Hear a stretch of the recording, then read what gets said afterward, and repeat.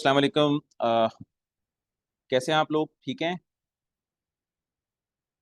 अच्छा, आज हमारी पहली क्लास है कंप्यूटर साइंस से रिलेटेड, जिसमें कि हम कंप्यूटर साइंस के बेसिक्स को कवर करेंगे, जिसमें हम कंप्यूटर्स के बारे में पढ़ेंगे कि भाई कंप्यूटर्स जो हैं वो क्या होते हैं, क्या रीज़न क्या था कंप्यूटर्स को इन्वेंट करने का, और क्या ऐसी ज़रूरत पड़ गई थी कि भाई कंप्यूटर्स को हमें इन्वेंट करना पड़ गया, क्या उससे पहले इंसानों के मसले हल नहीं हो रहे थे क्या?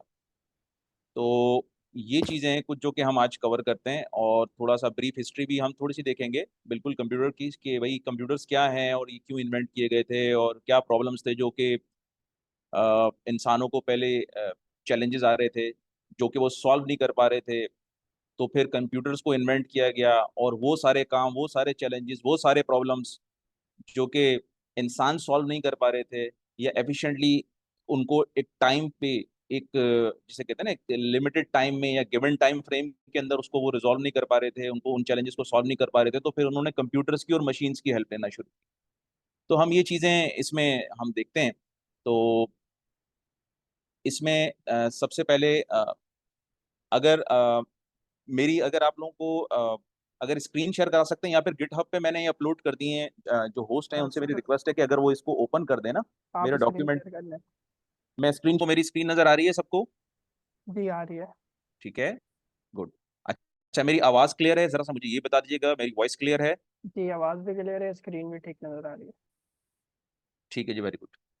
अच्छा, इसमें सबसे पहले हम इस पूरे इस कोर्स को, कंप्यूटर साइंसेस के फंडामेंटल्स को और कंप्यूटर साइंस को स्टार्ट करने से पहले मैं थोड़ा सा आपको ब्रीफ सा इसका बैकग्राउंड बता देता हूँ कि भाई आखिर हमें ये कोर्स हमने क्यों रखा है इस टेक वर्स की कम्युनिटी में, कि जो कि हमने, आपको पता है कि एक लर्निंग कम्युनिटी बनाई है जिसमें हम डिफरेंट किस्म के कोर्सेज करा रहे हैं, जिसमें नेक्स्ट जीएस को भी पढ़ा रहे हैं, टाइप स्क्रिप्ट को भी पढ़ा रहे हैं, इसके अलावा हम इसके अंदर जो है HTML CSS भी पढ़ा रहे हैं। ठीक है? तो क्या वजह थी, क्या रीज़न थी कि जी हमने इसमें कंप्यूटर साइंस को भी ऐड कर दिया? ठीक है? तो इसका थोड़ा सा हमें नॉलेज होना ज़रूरी है कि व्हाट इज़ कंप्यूटर साइंस और हमने इसको क्यों ऐड किया है। देखें, कंप्यूटर सिस्टम से रिलेटेड ये अपने जहन में सारी चीजें, अच्छा इसमें मेरी एक रिक्वेस्ट ये होगी कि बहुत सारी ऐसी चीजें होंगी जो शायद इस इन नोट्स में जो कि मैं आपके सामने प्रेजेंट कर रहा हूँ, इसमें वो चीजें लिखी हुई नहीं हो। तो आप लोगों से मेरी रिक्वेस्ट ये होगी कि आप अपने पास अपने नोट पैड अगर आपके पास है, कोई कॉपी है, कोई पेंसिल है, पेन पेंसिल लेकर, तो कुछ इंपॉर्टेंट पॉइंट्स जो मैं एडिशनल इन्फॉर्मेशन आप लोगों से शेयर करूंगा उसको लिखते जाइएगा। ये आप लोगों को बहुत काम आएगी। ठीक है? जब आप अपने फ्री टाइम में उस इंफॉर्मेशन को एक्सप्लोर करेंगे ना, गूगल पे जाके देखिएगा या वैसे पढ़िएगा, तो ये चीज़ आपको बहुत काम आएँगी। ठीक है? तो आप इन चीज़ों को अपने पास नोट भी करते जाइएगा, लिखते जाइएगा कहीं, जो-जो इम्पोर्टेंट पॉइंट्स हों, जो-जो इम्पोर्टेंट इन्फॉर्मेशन मैं दे रहा हूँ, तो उसको कहीं नोट करते जाइएगा। अच्छा, अब ये कोर्स हमें क्यों करने की ज़रूरत पड़ी? क्योंकि जो हमारी अंडरस्टैंडिंग है, यानी कि जो भी जो एक्सपीरियंस है मेरा, और जो दुनिया में इस चीज़ को कराया जाता है तमाम यूनिवर्सिटीज़ में, चाहे वो दुनिया की सबसे टॉप की यूनिवर्सिटी हो एमआईटी, या सबसे टॉप की यूनिवर्सिटी हो हार्वर्ड, या सबसे टॉप की यूनिवर्सिटी हो स्टैनफोर्ड यूनिवर्सिटी, जो कि अमेरिकन यूनिवर्सिटीज़ हैं, ये तीनों दुनिया की सबसे टॉप की यूनिवर्सिटीज़ हैं, जहाँ पर जो कि टेक्नोलॉजी के अंदर जितनी भी इनोवेशंस हो रही हैं, यहीं के स्टूडेंट्स जो हैं वो इनोवेशंस करते हैं। ठीक है? यहीं के स्टूडेंट्स जो हैं वो आपके सामने मुख्तलिफ किस्म की, जैसे गूगल सर्च इंजन किसने इजाद किया, वो स्टैनफोर्ड यूनिवर्सिटी के स्टूडेंट्स थे। एन्क्रिप्शन, डिक्रिप्शन, साइबर सिक्योरिटी से रिलेटेड एल्गोरिदम किसने इन्वेंट किए, वो एमआईटी के स्टूडेंट्स थे। ठीक है? इसी तरीके से इस तरह की जितनी भी इनोवेशंस हैं, कि चाहे वो हार्डवेयर के पॉइंट ऑफ व्यू से आ रही हैं, सॉफ्टवेयर के पॉइंट ऑफ व्यू से आ रही हैं, एप्लीकेशन प्रोग्रामिंग्स के हवाले से आ रही हैं, ये सारी की सारी आपको मोर और लेस इन्हीं यूनिवर्सिटीज़ के जो स्टूडेंट्स हैं, उन्होंने ही इन चीज़ों को डेवलप किया और बनाया, जिनको कि आज हम यूटिलाइज़ करके अपना, जिसे कहते हैं ना कि हम डॉलर्स भी कमा रहे हैं, और अपनी स्किल्स को और ज़्यादा, जिसे कहते हैं ना, पॉलिश भी कर रहे हैं। और दुनिया में एक हमने अपना एक पोज़ीशन बना ली है कि मैं जी फ्रंट एंड डिज़ाइनर हूँ, मैं बैक एंड डेवलपर हूँ, मैं डेटाबेस एडमिनिस्ट्रेटर हूँ, मैं क्लाउड कंप्यूटिंग का आर्किटेक्ट हूँ।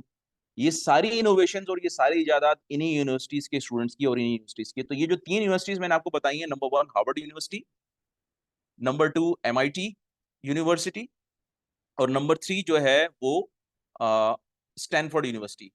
तो इन 3 यूनिवर्सिटीज़ ने बहुत काम किया है दुनिया में टेक्नोलॉजी को आगे ले जाने के लिए। ठीक है? तो अब थोड़ा सा हम काम ये करते हैं कि जो अभी मैं ये स्टेटमेंट दे रहा हूं, तो थोड़ा सा हम इसको ये देखते हैं कि यार ये आखिर में ये क्यों बताना चाह रहा हूँ कि ये क्यों नंबर वन है। तो हम ये देखते हैं कि दुनिया में यूनिवर्सिटीज की जो वर्ल्ड रैंकिंग होती है वो कैसे की जाती है। तो एक इदारा है जिसका नाम है क्यूएस वर्ल्ड रैंकिंग ऑर्गेनाइजेशन। तो जो क्यूएस वर्ल्ड रैंकिंग ऑर्गेनाइजेशन है वो दुनिया में यूनिवर्सिटीज की रैंकिंग करती है based on their innovative work. Based on their innovative work, कि वो कितनी इनोवेशंस दुनिया में कर रही हैं, कितना आगे हैं टेक्नोलॉजी के अंदर, वो कितनी क्वालिटी स्टूडेंट्स को प्रोड्यूस कर रही हैं। तो ये सारे क्राइटेरियाज को देखते हुए वो क्या करती हैं, अपनी एक रैंकिंग को पब्लिश करती हैं। तो अभी मैं आपके सामने एक रैंकिंग डिस्प्ले करता हूं जिसमें आपको पता चलेगा कि ये क्या चीज है।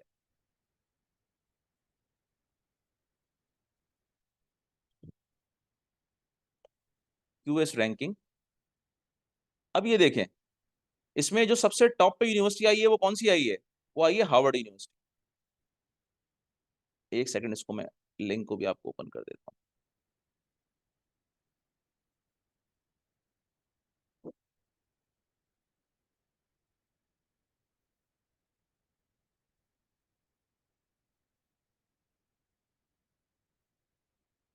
एक्सेप्ट।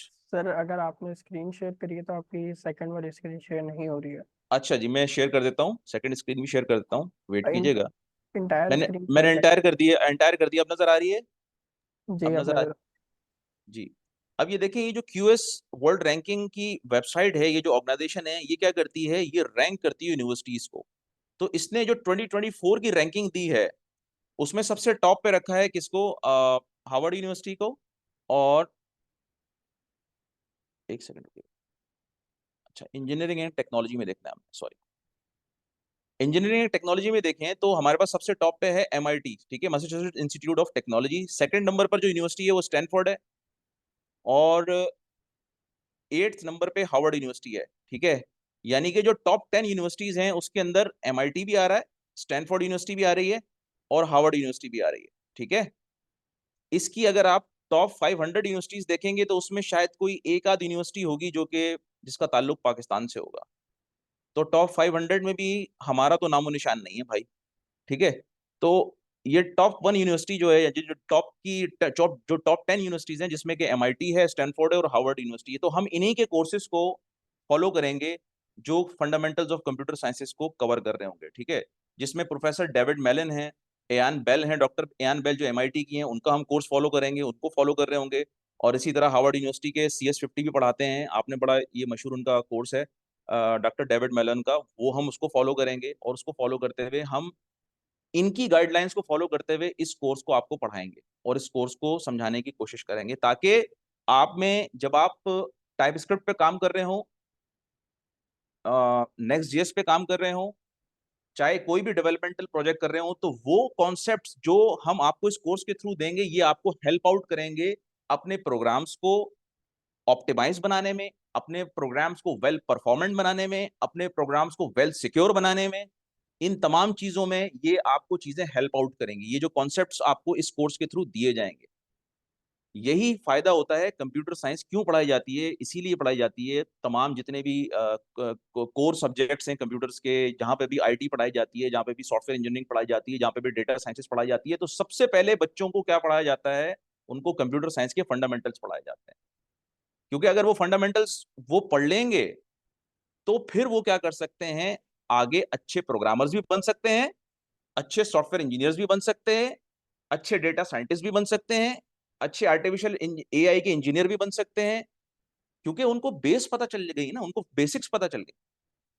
इसकी इसकी मिसाल ऐसा ही है कि मैं आपसे ये कहूं कि अब्दुल रहमान या शारून या कोई भी जो भी स्टूडेंट्स हमारे पास हैं, या अब्दुल्ला, कि आप जब मेरे पास पहली क्लास में आए तो मैं आपको पहली क्लास में ही कहूं कि आप ऐसे लिखना शुरू हो जाएं, तो आप कभी भी नहीं लिख पाएंगे उतना अच्छा ऐसे। शायद कुछ रट के कुछ चीजें मैं आपको समझा दूं तो शायद आप 4 क्लासों के बाद, 5 क्लासों के बाद ऐसे तो लिखना शुरू हो जाएंगे वही वही।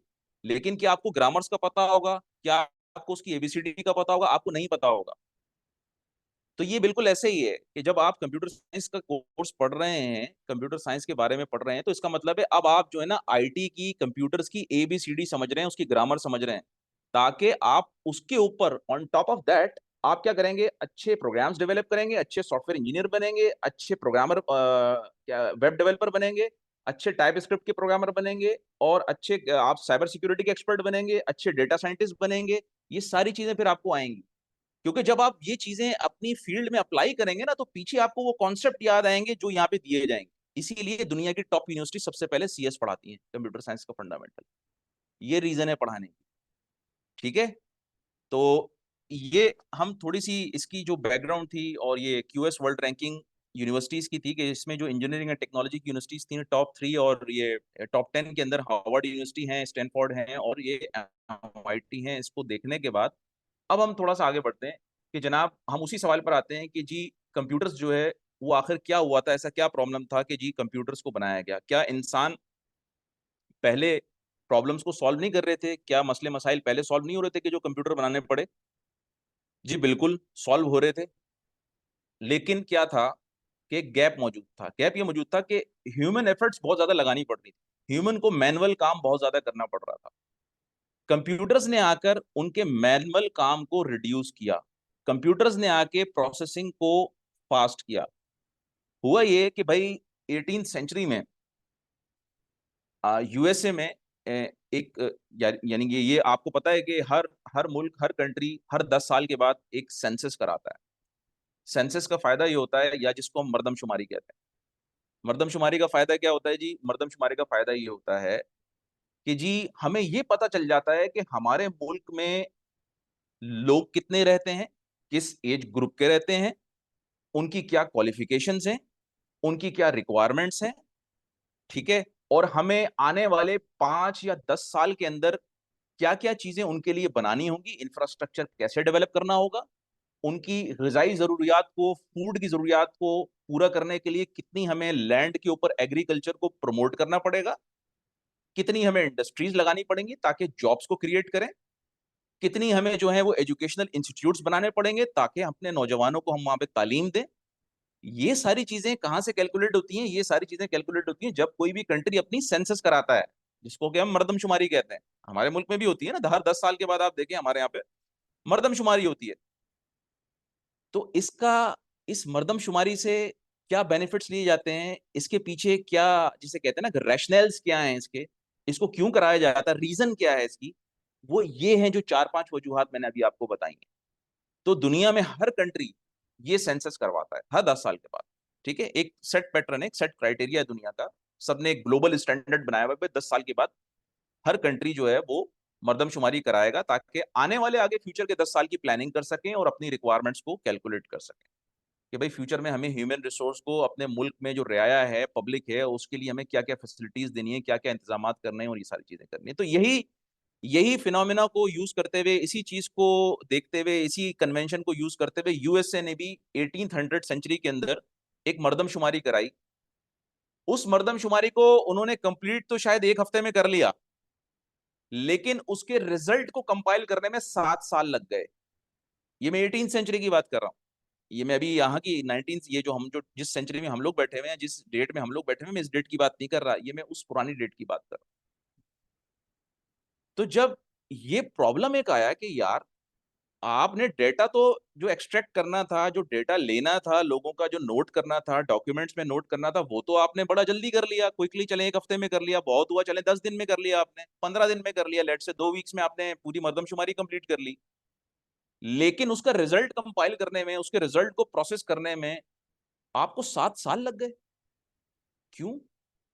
तो ये एक बड़ा चैलेंज आया। उन्होंने बोला यार, ये तो सही बात नहीं है। अगर हम 7 साल डेटा को प्रोसेस करने में और उसको इवेलुएट करने में लगा देंगे, उसको कंपाइल करने में लगा देंगे, तो फिर हम डिसीजंस कब लेंगे कि हमें अपने आने वाली नस्लों के लिए आगे प्लानिंग क्या करनी है? ये तो हमारे डिसीजंस भी लेट होंगे। तो इस चैलेंज को कवर करने के लिए, इस चैलेंज को एनकाउंटर करने के लिए सबसे पहले एक टीम बनाई गई, एक ग्रुप ऑफ लोगों को जमा किया गया, और उनको यह टास्क दिया गया कि भाई इस प्रॉब्लम को, इस चैलेंज को रिजॉल्व करें।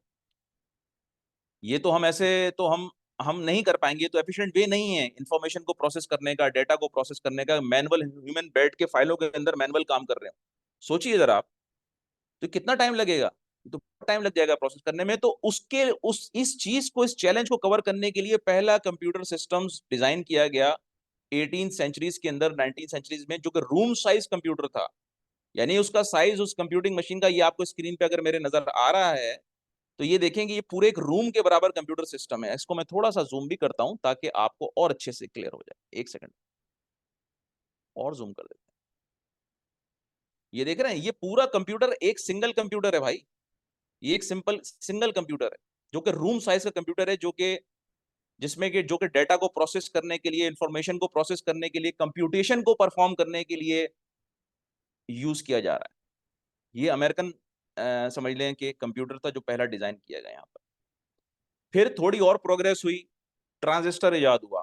जो बड़ा बिग चेंज आया, बिग बिग जो ब्रेक थ्रू आया, वो सेमीकंडक्टर का आया कि ट्रांजिस्टर इजाद हो गया। अब मैं थोड़ा सा एक्सप्लेन कर देता हूँ। थोड़ा सा इसमें आपको अपना मैट्रिक को रिकॉल करना पड़ेगा कि दो चीजें हमने पढ़ी थी मैट्रिक में, फिजिक्स में। ये थोड़ा सा आपको रिकॉल करना पड़ेगा, बड़ा आसान है, मैं भी समझा देता हूँ। एक चीज होती है जिसको कहते हैं कंडक्टर, और एक चीज होती है जिसको कहते हैं नॉन कंडक्टर। कंडक्टर वो डिवाइसेस होती हैं या वो एलिमेंट होता है जिस जो कि करंट के फ्लो को सपोर्ट करता है। करंट के फ्लो को सपोर्ट करता है, जिसमें से करंट का सिग्नल पास हो सकता है, जिसमें से डिजिटल सिग्नल पास हो सकता है, जिसमें से डेटा 0 और 1 की फॉर्म में पास हो सकता है। That is called what? Conductor.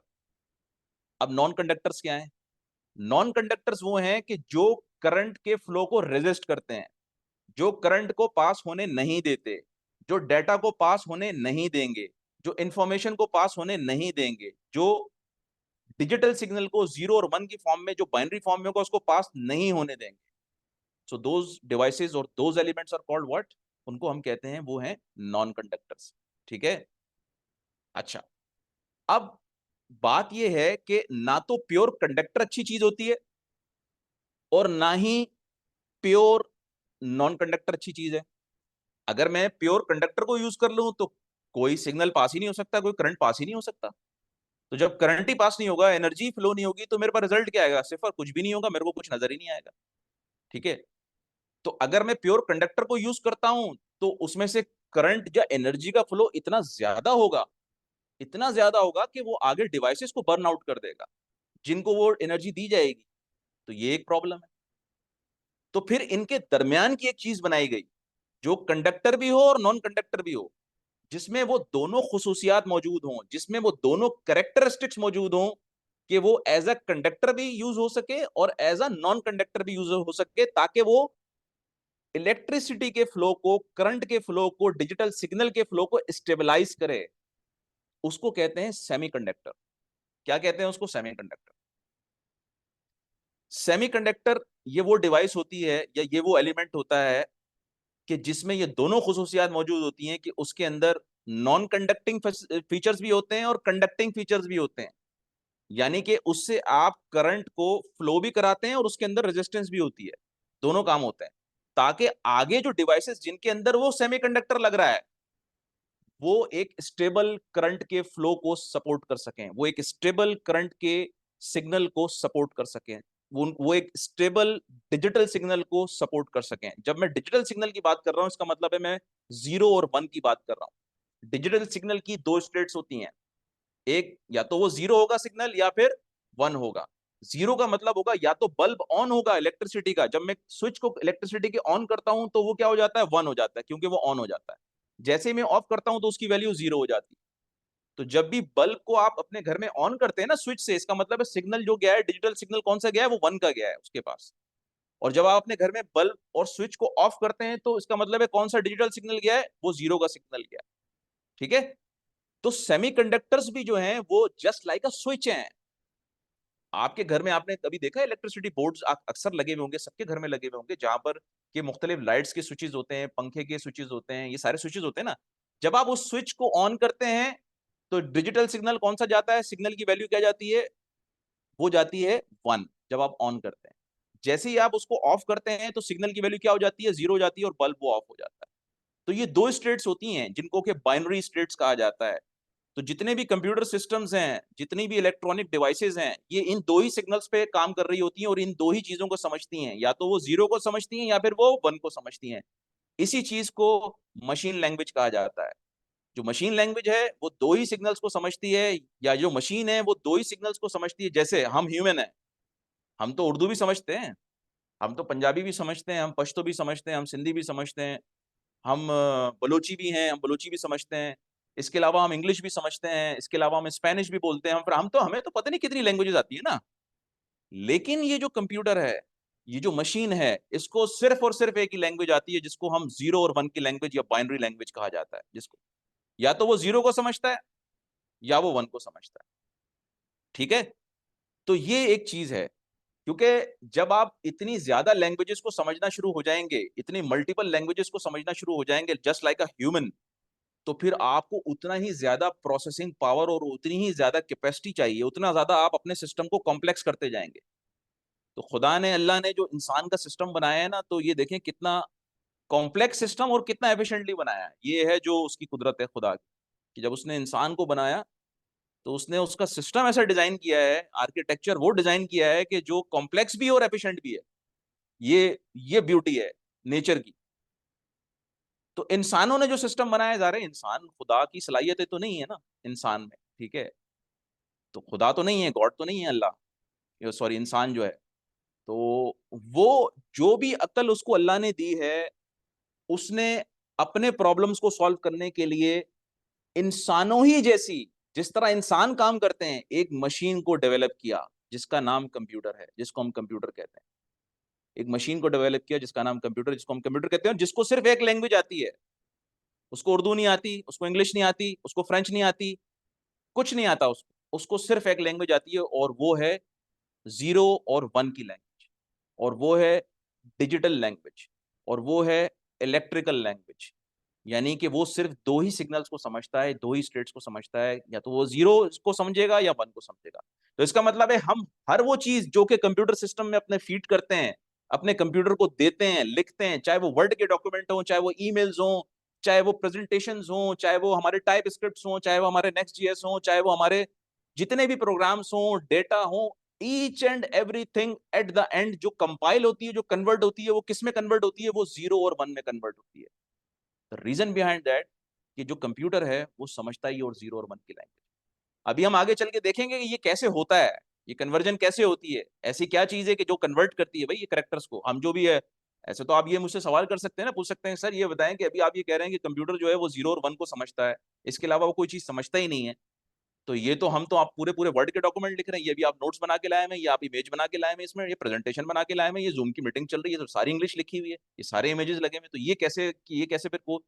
तो इसका मतलब है कि there should be a some mechanism, एक मैकेनिज्म होना चाहिए, ऐसा एक मैकेनिज्म ऐसा होगा कि जो हमारी इस ह्यूमन इंटरप्रिटेशन को कन्वर्ट करता होगा मशीन इंटरप्रिटेशन। डेफिनेटली इसके दरमियान में एक ऐसी इंटरफेस होगी, एक ऐसी एब्स्ट्रैक्शन होगी, एक ऐसी लेयर होगी जो कि हमारी इस चीज को कन्वर्ट करती होगी किसके अंदर? मशीन लैंग्वेज के अंदर। ठीक है, अभी हम आगे चल के देखेंगे कि वो ये कैसे करती है और वो क्या है मैकेनिज्म होता है। तो हम दोबारा से वहीं पर आते हैं कि सेमीकंडक्टर को बनाया गया क्यों? ताकि हम करंट के फ्लो को स्टेबलाइज कर सके। उसमें दोनों प्रॉपर्टीज होती हैं सेमीकंडक्टर में, उसमें वो work like a non conducting device भी करता है और कंडक्टिंग डिवाइस भी करता है। तो सेमीकंडक्टर बनाया गया। तो सेमीकंडक्टर जो है उसको हम ट्रांजिस्टर भी कहते हैं। क्या कहते हैं? ट्रांजिस्टर।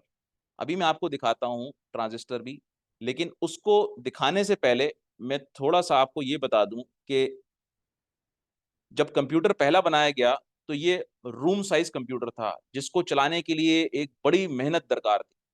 फिर ये मॉडिफाई हुआ, लोगों ने, रिसर्चर्स ने और रिसर्च की, उसको डेस्कटॉप कंप्यूटर में कन्वर्ट किया।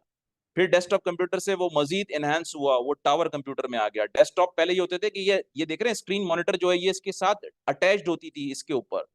ठीक है, तो फिर क्या किया गया, ये टावर, मिनी टावर पीसीज आना शुरू हो गए, फिर लैपटॉप्स आना शुरू हो गए, फिर लैपटॉप्स बना लिए।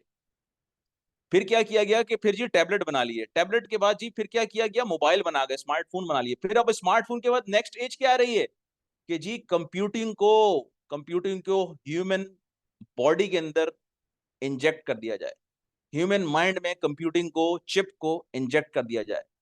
ऐसी बायो कंपेटेबल चिप्स बनाई जाएं जो कि ह्यूमन की बॉडी के अंदर इम्बेड हो जाए, इम्प्लांट हो जाए। ठीक है, ह्यूमन ब्रेन में इम्प्लांट हो जाए। तो ये चिप्स भी बन रही हैं, इन पे भी रिसर्च हो रही है। आने वाले वक्तों में आप ये देखेंगे कि हम वेयरेबल्स तो आ गए हैं ना। अब आप ये देखें कि हम अपने अपने हैंड्स में डिजिटल जो हमारी वॉच होती है, वो जब हम अपने हैंड्स में जब पहनते हैं, तो वो हमारा हमारा ब्लड प्रेशर भी बता रही होती है, हमारे को शुगर भी बता रही होती है, हमारे को ये सारी चीजें वो इन्फॉर्मेशन हमें दे रही होती है कैलकुलेट करके हमारी बॉडी से। ठीक है। तो अभी तो ये वेयरेबल आपके हाथ पे आपने पहनी हुई है। ये अभी आने वाला जो आने वाले 10 साल 15 साल होंगे, उसके अंदर ये चिप बनाने में भी कामयाब हो गए हैं, जो कि ह्यूमन में इम्प्लांट हो जाएगी, ह्यूमन की बॉडी में इम्प्लांट हो जाएगी। ठीक है। और वो बायो कंपेटेबल चिप्स होंगी। बायो कंपेटेबल मैं इसलिए कह रहा हूँ, वर्ड यूज कर रहा हूँ बायो कंपेटेबल का, कि ऐसी चिप्स होंगी कि जो इंसान की बॉडी में बगैर किसी प्रॉब्लम के इंजेक्ट हो सकती होंगी। इंसान की बॉडी तो बायोलॉजिकल बॉडी है ना। तो हमारी बॉडी में अगर कोई ऐसा एलिमेंट इम्प्लांट कर दिया जाए जो कि बायो कंपेटेबल ना हो, तो हमारी बॉडी उसको एक्सेप्ट करेगी? नहीं एक्सेप्ट करेगी, प्रॉब्लम आना शुरू हो जाएंगे। हमारी बॉडी के अंदर इन्फेक्शन फैल जाएंगे, हमारी बॉडी के अंदर मुख्तलिफ किस्म के इश्यूज आना शुरू हो जाएंगे, क्योंकि जो चिप इंस्टॉल की गई है मेरे अंदर वो बायो कंपेटेबल नहीं है।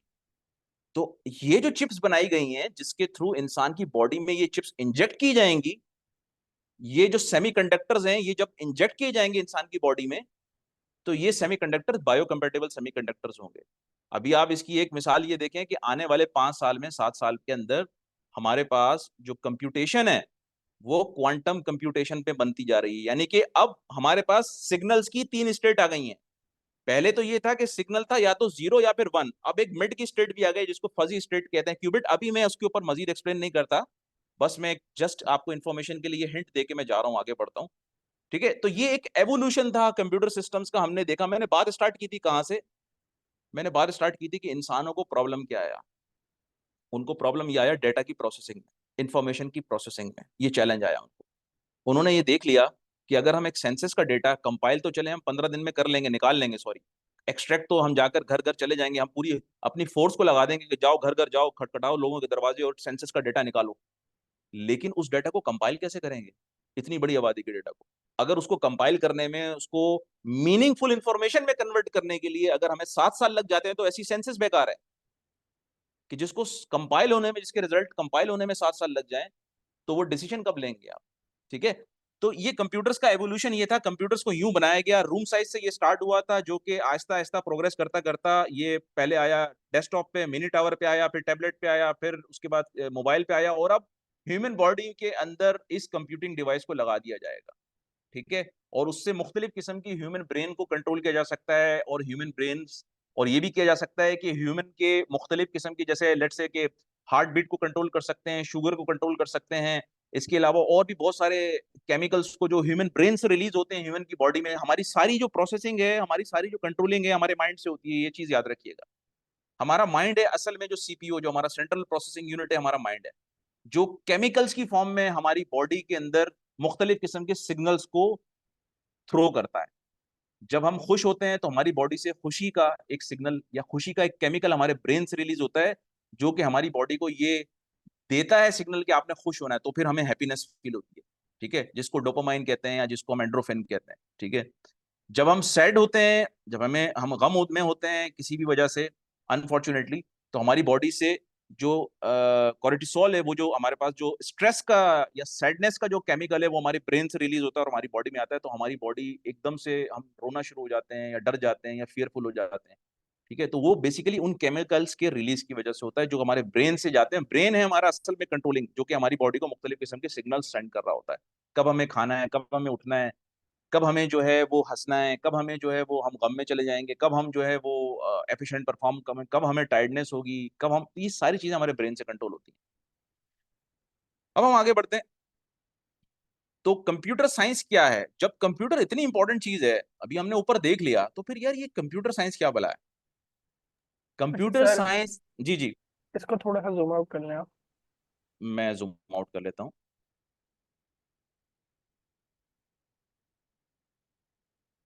जी। तो अब ये कंप्यूटर साइंस क्या है भाई? अब हमें ये तो पता चल गया कंप्यूटर इतनी इंपॉर्टेंट चीज है। ठीक है।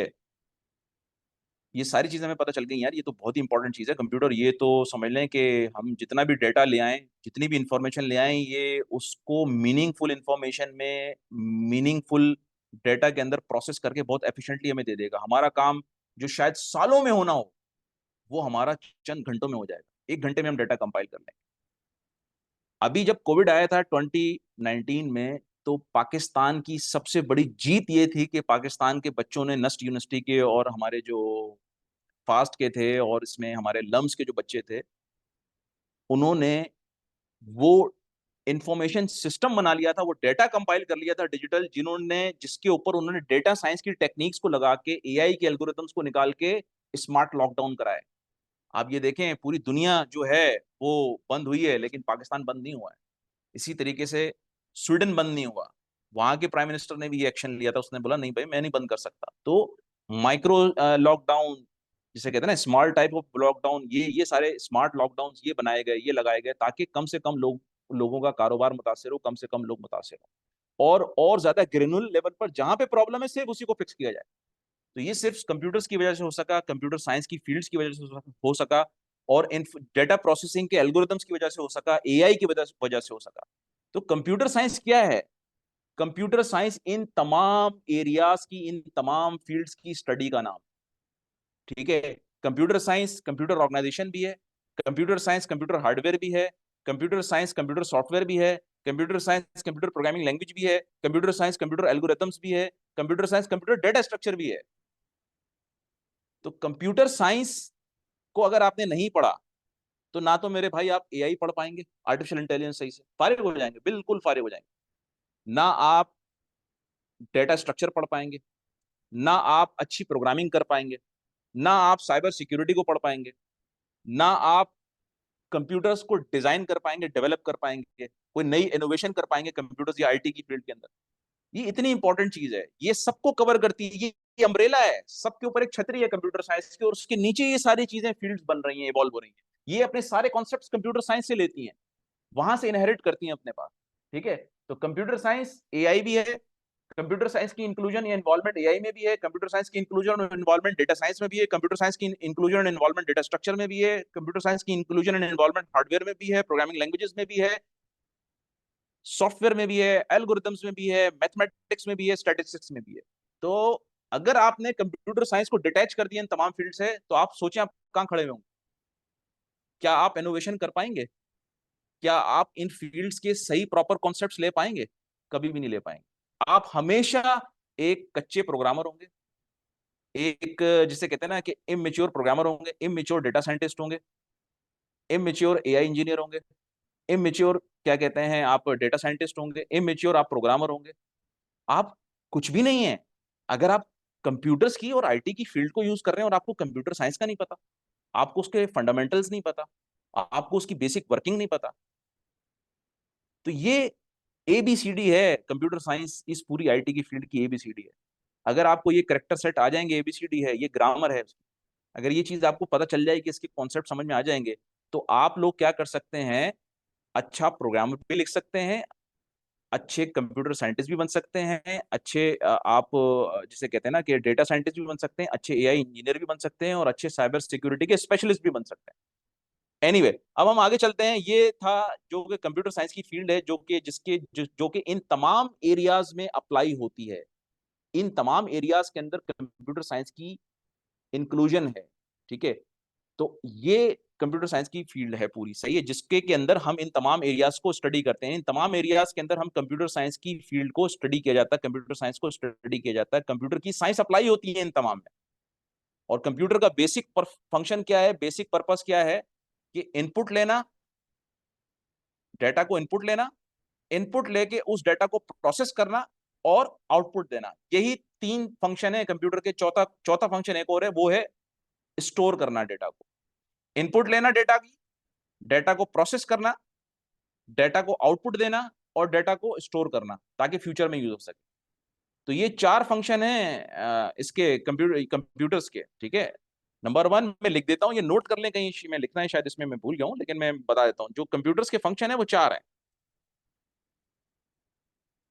Number 1 input, number 2 processing, number 3 output, and number 4 storage. यही 4 फंक्शन है, इसके अलावा कंप्यूटर साइंस कुछ भी नहीं है, इसके अलावा कंप्यूटर कुछ भी नहीं है, बस यही 4 फंक्शन परफॉर्म कर रहा होता है। ठीक है, इनपुट ले रहा है, डेटा को प्रोसेस कर रहा है, जो इनपुट आया है उसके अगेंस्ट डिजायर्ड आउटपुट दे रहा है आपको, और उस डेटा को स्टोर भी कर रहा है हार्ड डिस्क के अंदर, ताकि फ्यूचर में आप यूज कर सकें उसको। अगर फर्ज करें आपसे डेटा इनपुट ले, उसने आपसे 1 टेराबाइट डेटा इनपुट ले लिया, लेट से, ऐसे चलें और आसान कर देता हूं, 10 GB का डेटा इनपुट ले लिया कंप्यूटर ने, किसी भी प्रोग्राम के थ्रू, किसी भी इंटरफेस के थ्रू, कोई वेबसाइट थी जहां से उसने 10 GB का इनपुट लिया डेटा, उसको प्रोसेस किया, प्रोसेस करने के बाद उसने आपको आउटपुट दिखाई, और उसके बाद डेटा को स्टोर नहीं किया, तो मुझे ये बताएं, आपका सारा काम जो आपने प्रीवियस किया था वो तो जाया हो गया ना। तो इसलिए इसको स्टोर करना भी जरूरी है। तो कंप्यूटर का चौथा फंक्शन जो है स्टोरेज, वो भी बहुत जरूरी है, नेसेसरी है वो भी, ताकि आप फ्यूचर में जब आप सुबह उठ के दोबारा कंप्यूटर खोलें तो वो आपको प्रोसेस स्टेट दिखाए कि हाँ यार यहाँ तक आपने लास्ट काम किया, वो उसको सेव कर देता है हार्ड डिस्क के ऊपर। ठीक है, आगे बढ़ते हैं।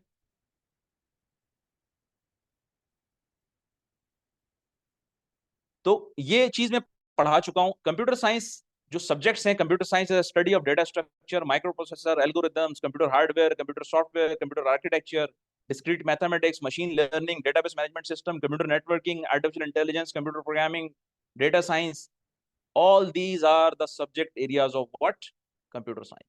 कंप्यूटर साइंस में आपको ये तमाम सब्जेक्ट एरियाज, बेसिक्स, फंडामेंटल्स इनके पढ़ाए जाते हैं, ताकि आप एक अच्छे साइंटिस्ट बन सकें, ताकि आप कोई चीज इनोवेट कर सकें, ताकि आप में इन्वेंशन की कॉन्सेप्ट आना शुरू हो, ताकि आप में ये सोच डेवलप होना शुरू हो जाए, ये थिंकिंग डेवलप होना शुरू हो जाए कि मैं क्या चीज डेवलप कर सकता हूँ, क्या चीज बना सकता हूँ। अगर मेरे पास ये सारे कॉन्सेप्ट जो मैंने यहाँ सब्जेक्ट एरियाज में मेंशन किए हैं, अगर मुझे इनके कॉन्सेप्ट्स हों, आप सोचें कि आपको कितनी इन डेप्थ नॉलेज होगी जब आप प्रोग्राम बना रहे होंगे, जब आप टाइप स्क्रिप्ट में प्रोग्रामिंग कर रहे होंगे, जब आप नेक्स्ट जेएस में प्रोग्रामिंग कर रहे होंगे, कीपिंग ऑल दोस कॉन्सेप्ट जो कि यहाँ मेंशन है सब्जेक्ट्स के, तो आप कितना बेहतरीन और कितना सुपर प्रोग्राम लिखेंगे, और आपका विजन कितना हाई होगा, ये देखें। ठीक है, आगे बढ़ते हैं। अब आते हैं जरा इसकी वर्थ पे, वर्थ पे आते हैं जरा। थोड़ा सा एक वो भी होना चाहिए ना कि भाई हम आखिर क्यों कंप्यूटर साइंस को पढ़ें, भाई ऐसा क्या है, भाई हम नहीं पढ़ रहे यार, मैं जो है वो, मैं जो काम करता हूँ कंस्ट्रक्शन का, मैं तो वही करूंगा। मैं जो क्या कहते हैं, मेरी शॉप है, मैं बाटा के शूज सेल करता हूँ, मैं तो वही करूंगा। मेरी क्लोथिंग की शॉप से, मैं तो वही करूंगा। मैं क्यों पढ़ूं कंप्यूटर साइंस यार, मुझे क्या फायदा। ठीक है, तो जो मार्केट वर्थ है कंप्यूटर साइंटिस्ट की, वो ये है जो मेंशन है इस वक्त। आप 26 से 30 ईयर्स की एज के अंदर आपकी जो पर एनम सैलरी है, या जो पर एनम आपकी ग्रोथ होगी, अगर आप इसको डॉलर्स में कैलकुलेट करें तो $87,900 है। ठीक है, अगर हम आज की करंट कैपेसिटी में भी देखते हैं तो वो हमारे पास आता है ऐसे कि कैलकुलेट करेंगे इसको हम कैलकुलेटर से, और 87,000 को मैं डिवाइड कर देता हूँ 87,000, चले मैं मोटा मोटा ले लेता हूँ, 87,000 पर एनम डिवाइडेड बाय 12, तो तकरीबन 7,250 है। और उसको अगर 3 से मल्टीप्लाई कर दें, 300 से कर देते हैं, लेट से मैं मोटा मोटा ले लेता हूँ, तो तकरीबन ये 21 लाख रुपए, हाँ ये पाकिस्तानी, 21,75,000, ये बन गए आपके क्या, ये अमाउंट हो गया। अगर आपकी सैलरी, अगर आप एक अच्छे कंप्यूटर साइंटिस्ट हैं, एक अच्छे कंप्यूटर प्रोग्रामर बन गए हैं, एक अच्छे एआई इंजीनियर बन गए हैं, तो ये आपकी एवरेज सैलरी है पर एनम, और पर मंथ तकरीबन 21 लैक्स, अगर मैं आज के एक्सचेंज रेट के हिसाब से अगर बात करूं, तो मोर और लेस ये बनेगी। ठीक है, तो ये वर्थ है अभी इस वक्त आपकी। तो मैं जो कह रहा हूँ कि कंप्यूटर साइंस पढ़ लें और आप ये चीज़ें कर लें, ताकि आप एक अच्छे प्रोग्रामर बन सकें, एक अच्छे साइबर सिक्योरिटी के स्पेशलिस्ट बन सकें, तो उसके पीछे रीजंस जो हैं वो अर्निंग की भी है। एक one of the reason earning की भी है, क्योंकि ये मोस्ट डिमांडिंग टेक्नोलॉजी है, मोस्ट डिमांडिंग फील्ड है कंप्यूटर साइंस। हर जगह कंप्यूटर साइंटिस्ट चाहिए। आपके यहाँ पूरी दुनिया में एक सर्वे हुआ है जिसमें कि सबसे मिनिमम जो अनएम्प्लॉयड लोग हैं ना, वो कंप्यूटर साइंटिस्ट हैं। बाकी दूसरी फील्ड्स में बहुत ज्यादा अनएम्प्लॉयमेंट हुई है, बहुत ज्यादा लोग फारिग हो रहे हैं, उनको निकाला जा रहा है, बोलने जरूरत ही नहीं। अब तो एक और चीज आ गई है, वही आ गई कि कौन से लोग हैं जिनको एआई आती है, कौन से लोग हैं जिनको एआई नहीं आती है। तो ये भी डिस्टिंक्शन हो रही है। तो आप ये देखिए कि कंप्यूटर साइंस को अगर आप कर लें, और साथ में फिर ये रिलेटेड फील्ड्स आपके पास ये कॉन्सेप्ट के साथ हों, और ये सारी चीजें हों, तो आपकी वैल्यू और वर्थ कितनी ज्यादा होगी। इस चीज को जरा गौर से सुनें, इस चीज को फोकस करें, इसको कहीं लिख लें। ठीक है, हम आगे चलते हैं। ये तो आ गई वर्थ, आ गई, हम आते हैं आगे। अब आते हैं कि मैंने एक चीज बताई थी अभी चलते चलते पहले, कि जो गेम चेंजिंग हुआ है ना इस फील्ड में, जो जिसे कहते हैं ना, जो सबसे बड़ा ब्रेक थ्रू हुआ है, वो ब्रेक थ्रू ट्रांजिस्टर की इजाद थी। ट्रांजिस्टर को जो इन्वेंट किया, ये जो बनाया गया, ये सबसे बड़ा ब्रेक थ्रू है कंप्यूटर साइंस का। ये जो जितनी भी चीजें, ये जो जितनी मैन्युचराइज फॉर्म में हमें को नजर आ रही है ना, कंप्यूटर सिस्टम हमारे पास टैबलेट में आ गए, अब तो हमारे पास जनाब वो स्मार्टफोन भी आ गए, अब तो इतने छोटे हो गए हैं, अब तो हो सकता है चिप भी हमारे ब्रेन में लग जाए और हम खुद ही कंप्यूटर बन जाए। ठीक है। तो ये सारी जो टेक्नोलॉजी के पीछे जो इतना बड़ा रेवोल्यूशन आया, और कंप्यूटर सिस्टम्स एक रूम साइज कंप्यूटर से सिमट कर छोटे छोटे से मैन्युचराइज डिवाइसेस में आ गया, स्मार्टफोन्स में कन्वर्ट हो गया, टैबलेट में कन्वर्ट हो गया, लैपटॉप में कन्वर्ट हो गया। ये वजह इसके पीछे ये वो ब्रेक थ्रू टेक्नोलॉजी जिसको हम ट्रांजिस्टर्स कहते हैं। ट्रांजिस्टर्स क्या है? Transistors semiconductors. ये वो सेमीकंडक्टर्स हैं, या जो सेमीकंडक्टर की मैंने आपको एक प्रॉपर्टी बताई थी कि सेमीकंडक्टर्स क्या होते हैं, जिनके अंदर दोनों प्रॉपर्टीज मौजूद होती हैं। वो करंट के सिग्नल को, वो डिजिटल सिग्नल को फ्लो भी कराते हैं, उसको सपोर्ट भी करते हैं और उसको रेजिस्ट भी करते हैं। तो एक स्टेबल फॉर्म ऑफ सिग्नल जो है ना, प्रोड्यूस करते हैं ट्रांजिस्टर्स। अक्सर आपने देखा होगा, कभी आप अपने पास अगर आपके पास अगर घर में टीवी हो, उसको अगर आप ओपन करें, जितनी भी इलेक्ट्रॉनिक्स डिवाइसेज हैं, अगर कभी आप ओपन करेंगे ना, तो इस तरह के आपको ये चीजें कभी नजर आएंगी। आप अगर कभी आप सर्किट को उसके खोलेंगे, अंदर जाके देखेंगे, तो कभी कंप्यूटर को खोल के देखिएगा, तो आपको ये सारी चीजें आपको नजर आएंगी वहां पर। तो ये ट्रांजिस्टर्स हैं। ठीक है। ट्रांजिस्टर्स की दो स्टेट्स होती हैं। ट्रांजिस्टर स्विचिंग का काम करता है। खाली दो स्टेट्स होती हैं, या तो वो ऑन होगा या ऑफ होगा, जस्ट लाइक अ बल्ब। अगर आप बल्ब को, अगर आप मेरे से बात करें, अगर मैं ट्रांजिस्टर की कॉन्क्रीट फॉर्म आपको बताना चाहूं, तो मैं बल्ब की एग्जांपल दूंगा कि बल्ब जिस तरीके से ऑन और ऑफ होता है, यही काम ट्रांजिस्टर कर रहे होते हैं सर्किट के अंदर। या तो वो ऑन का सिग्नल देंगे, या फिर वो ऑफ का सिग्नल देंगे। ऑन का मतलब है सिग्नल जो है वो, जो डेटा है या सिग्नल है, वो क्या है, वो 1 का सिग्नल है। ऑफ का मतलब है सिग्नल कौन सा है, 0 का सिग्नल। ठीक है। तो ये है। तो आज की अगर हम बात करें, तो अभी हम देखेंगे कंप्यूटर सिस्टम में जो सबसे मेन एलिमेंट होता है कंप्यूटर्स का, जिसको कंप्यूटर्स का ब्रेन कहा जाता है, वो सीपीयू होता है। ठीक है। सेंट्रल प्रोसेसिंग यूनिट होता है। तो ये सीपीयू बनता कैसे है, कैसे इस सीपीयू को बना लेते हैं? जैसे कहते हैं ना, मेरे पास भाई 5 गीगाहर्ट्ज का सीपीयू लगा हुआ है। अच्छा जी, मेरे पास 3 गीगाहर्ट्ज का सीपीयू लगा हुआ है। अच्छा जी, मेरे पास 1 गीगाहर्ट्ज का सीपीयू लगा हुआ है। अच्छा, मेरे पास कोर डुअल कोर प्रोसेसर लगा हुआ है। मेरे पास जो है ना कोर आई कोर 5 लगा हुआ है। मेरे पास आई कोर 7 लगा हुआ है। ये जो सीपीयू की टाइप है, ये जो सेंट्रल प्रोसेसिंग यूनिट के टाइप्स हैं, ये जो सीपीयूज होते हैं, इनके अंदर मिलियंस ऑफ बल्कि बिलियंस ऑफ ट्रांजिस्टर्स, ये इसी तरह के ये ट्रांजिस्टर्स लगे हुए होते हैं। ये जो ट्रांजिस्टर्स हैं, ये अपनी और ज्यादा माइक्रोफॉर्म के अंदर, बिलियंस की क्वांटिटी के अंदर उस सीपीयू के अंदर लगे हुए होते हैं। सीपीयू जो बनता है, इन बिलियंस ऑफ ट्रांजिस्टर्स को अपने अंदर इनकॉर्पोरेट करके बनता है। जब सीपीयू के अंदर बिलियंस ऑफ ट्रांजिस्टर लगे हुए, इसका मतलब है बिलियंस ऑफ स्विचेस हैं। सीपीयू के अंदर, इसका मतलब बिलियंस ऑफ स्विचेस हैं। अगर मैं इसको बल्ब से कंपेयर करूं, तो इसका मतलब है एक जो सीपीयू है, उसके अंदर बिलियंस ऑफ बल्ब्स हैं। अगर मैं बल्ब की बात करूं, इसका मतलब है बल्ब दो स्टेट शो करता है, या तो ऑन या ऑफ, या दो बिट्स शो करता है, या तो ऑन होगी 1 होगा, या सिग्नल 0 होगा। अगर वो 1 और 0 बिलियंस की फॉर्म में स्विचेस लगे हैं, तो इसका मतलब बिलियंस की फॉर्म में डेटा को प्रोसेस कर सकता है। अब आपको समझ में आया है कि सीपीयू कंप्यूटर्स कैसे इतना एफिशिएंटली, कितना ह्यूज अमाउंट ऑफ डेटा को प्रोसेस करता है, due to the invention of transistor and due to the manufacturing of the CPU which incorporating billions of transistors. आगे बढ़ते हैं। अच्छा, अब बात यह है कि जब पहला कंप्यूटर सिस्टम बनाया गया, जो पहला डेस्कटॉप या माइक्रो प्रोसेसर या सीपीयू बनाया गया, उस सीपीयू में जो ट्रांजिस्टर्स थे, वो 2300 ट्रांजिस्टर लगे हुए थे। ये देखें, यहाँ पे फिगर नजर आ रही है, मैं इसको थोड़ा सा और वो कर दूं। कितने ट्रांजिस्टर लगे हुए थे? 2300। सिर्फ ये 2300 लगे हुए थे। और ये हम किस ईयर में खड़े हुए थे? 1971 में खड़े हुए थे जब। तो उस वक्त तकरीबन एक सीपीयू जो बनता था, उसके अंदर 2300 ट्रांजिस्टर्स को कंबाइन करके, उनको मैन्युफैक्चर करके, उसके अंदर एम्बेड किया जाता था सीपीयू में, और वो इस तरह से सीपीयू बन जाता था, सेंट्रल प्रोसेसिंग यूनिट या प्रोसेसर बन जाता था, सिर्फ 2300 ट्रांजिस्टर से। लेकिन जाहिर है कि जब 2300 ट्रांजिस्टर है, इसका मतलब है वो 2300 ट्रांजिस्टर ही खाली जो है वो 1 और 0 को प्रोसेस कर रहे होंगे, तो उसकी स्पीड स्लो होगी कंपैरेटिवली उसके, उस प्रोसेसर के, जो कि 2000 के अंदर हमारे पास आया, पेंटियम 4 का। ये जो 2000 के अंदर हमारे पास आया पेंटियम 4 का प्रोसेसर, उसके अंदर 125 मिलियन ट्रांजिस्टर लगे हुए उस प्रोसेसर में। कहां पे 2300 ट्रांजिस्टर लगे हुए और कहां पे 125 मिलियन ट्रांजिस्टर लगे हुए, तो फिर किसकी स्पीड ज्यादा होगी? पेंटियम 4 की ज्यादा होगी भाई, क्योंकि वो इंफॉर्मेशन को तेजी के साथ प्रोसेस करेगा, क्योंकि उसमें नंबर ऑफ ट्रांजिस्टर ज्यादा लगे हुए हैं, नंबर ऑफ सेमीकंडक्टर ज्यादा लगे हुए हैं, जो कि उतनी ज्यादा बिट्स को 1 और 0 के फॉर्म में प्रोसेस कर रहे हैं, ऑन ऑफ कर रहे हैं, स्विच कर रहे हैं। ठीक है। फिर इसी तरीके से ये देखें कि आपके पास इंटेल की फिर technology core 2 do I 2 course में आ गई, यानी कि सीपीयू के अंदर ही उन्होंने 2 सीपीयू इंटरनल बना लिए, कोर्स बना ली। ठीक है, जो कि फिजिकल सीपीयू का काम परफॉर्म कर रही थी। अब अगर हमारे पास कोर 2 डू का प्रोसेसर लगा हुआ, यानी उसके अंदर 2 कोर्स इंस्टॉल हैं, इसी एक ही सीपीयू में 2 सीपीयू की कोर्स इंस्टॉल है, तो एक सीपीयू से मैं मल्टीपल काम ले सकता हूं, यानी कि एक कोर को मैं किसी एक टास्क पे लगा दूं और दूसरी कोर को मैं दूसरे टास्क पे लगा दूं, तो मैं मल्टीटास्किंग कर सकता हूं ज्यादा अच्छी।